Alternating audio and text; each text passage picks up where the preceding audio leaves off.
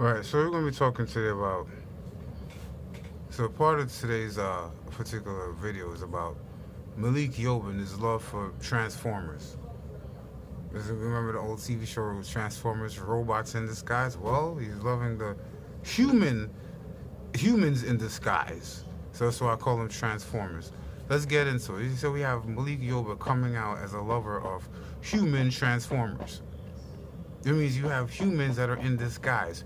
But you know, sorry for that, sorry for interruption. You know what's really underneath their disguise. You see what I'm saying? So it's not a disguise for you, bro. You know exactly what you're looking for, and you're getting what you're looking for. You're getting someone that's chromosome. If you look at their chromosome underneath the microscope, they're men. You're looking for someone that if they get checked into a hospital, the doctor and the nurse, if they have a heart problem, the doctor and nurse needs to know that they're transgender in order to give them the proper medication. Because if you give this person a female dose when inherently they're really male, then this person's not going to get the proper dosage of heart medication, and they can end up having a heart attack, seizure, or stroke. Right? It depends if you have a seizure medication. Again, if you don't give them the proper dosage, it depends on their height, weight, and sex. That's how that's medicine. That's how they determine how to give you medication. That's from LPN on up. Height, weight, and sex. That's it. So this is basically for the medical community. If you want to get medication, they need to know if you're born a man or born a woman, because this medication has dosages. And if you're born a woman, you should get a lower dosages with most medications, for heart medication and everything, because women's hearts are smaller. So I'm just giving you the facts. So if you basically want someone that appears to be a woman, but is really a man underneath when it comes to the chromosomes, when it comes to if this person was supposed to get admitted for any reason, any medication would have to be dosed for a man. You basically say you're straight, but you attracted to this person, then that's bisexuality at the least. That's it. You see what I'm saying? Because once this person admits to you that their true gender, their true sex, and that is the same as your sex, then it's automatic. You know. Today I'm discussing about Malik Yoba and his freestyle that he did, to where he freestyled about his love for transgender women. First of all, I'm gonna go back.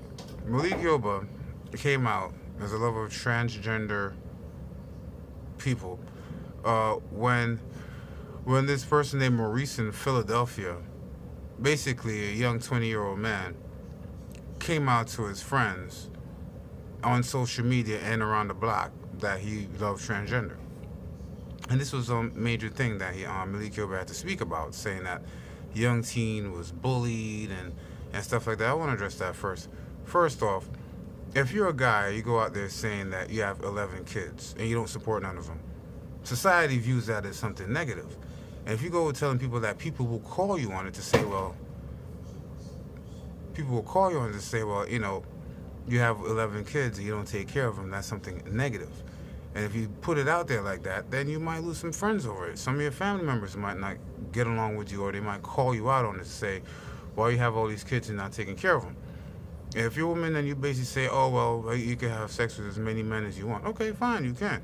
If you basically go out there and you basically sleep with 30 men in the summer, let's just say in the summer, you know, it was what, 20 weeks in the summer? So you say every weekend you go out there, you meet a guy or so, you mess with him. You can do that if you want. But once you go out there, you put it public and you let it be available for public scrutiny, that's when people can go out there and get at you. You see what I'm saying? Once you put your business out there, anybody can get at you now. You see what I'm saying? Once you let people know what you're doing in your personal life, if they disagree with it, then they're going to make you know about it. So having 11 kids is not supporting any of them. That's, by society standards, that's not right. You have the kids, you're supposed to support them. If you go out there, you want to sleep with 30 different men for the summer, you can do that. Once you put it out there for all your friends to know, and you go around the block, where people, you know, by the convenience store in Philadelphia, and you want to sit there and tell all the people in the convenience store that you mess around with 30 different men for the summer, and they call you a hoe, then that's what society does. You understand? You just got to get with it. I'm a black man. I'm tall. I walk out there and basically a white cop, 3 o'clock in the morning, pulls me over. I know what he's thinking. Majority of the time. So I basically know it's 3 o'clock in the morning. It's not 3 o'clock in the afternoon. Which it could still happen 3 o'clock in the afternoon and they get away with it anyhow. You see what I'm saying? So I know 3 o'clock in the morning, just go along with what the officer says. Don't really have too much pushback. Because basically at 3 o'clock, you can do whatever the hell you want to do with you. F you up, beat you up, or shoot you because he's scared, and he can get away with it. That's the society we live in. I mean, I'm black.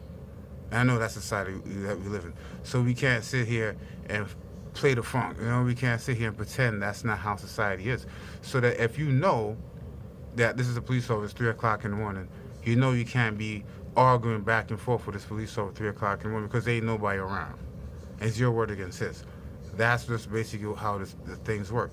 If you want to basically love transgender, fine, that's on you. Once you go around the block and you basically start telling everybody, then people are going to react to it. That's not socially acceptable. That's just how this society works. Now, kudos to these young men in Philadelphia. Nobody touched them. Nobody assaulted them. Nobody basically went around there. It's not like he went out there and was involved with a transgender. Someone took a video of him walking on the street, kissing and hugging this particular person, and then put it on social media and brought it around the block and blew him up. He chose to put images of his particular transgender lover on social media by himself. And he basically went around the block unsolicited, giving these men information about his private business. So then people are not going to be, so you want the entire society to change? That's not going to happen. While we had a black president in office and it was replaced by a white president, that's the most racist president we've had in the modern day age and era. And black people's been a part of this country since the inception. So that racism ain't going to go nowhere. People still get killed right now by the cops and they get away scot-free, not guilty. That ain't going nowhere. So neither is this. Majority of the world's population, black, white, Asian, or heterosexual. If you're a man, you basically go out there and say you're attracted to women that used to be men that's genetically cannot have kids and don't bleed every single month, then that's some sort of bisexuality that you basically manifest, that you basically are.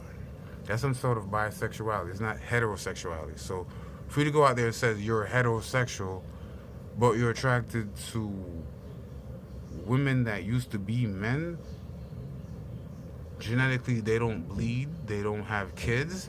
This is a man, bone structure is male, muscular system is male, but your adrenal glands is male, but you're heterosexual.